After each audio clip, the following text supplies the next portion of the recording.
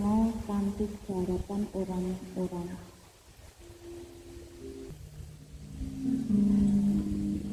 Yok yo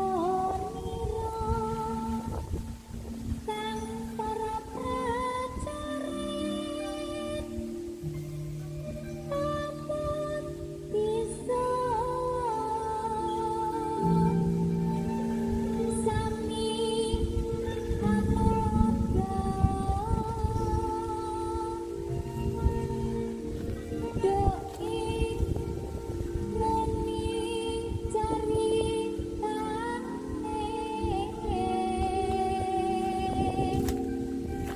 anggeli rasa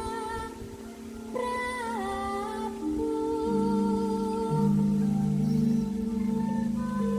sastra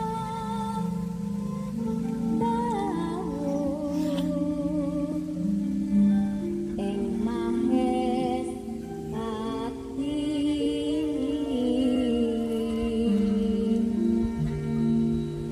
aran katis wanda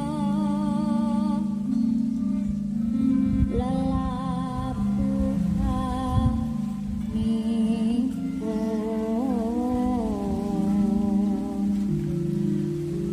kang kinalung triprakawa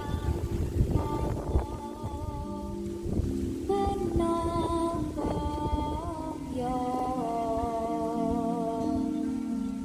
purun ingkang den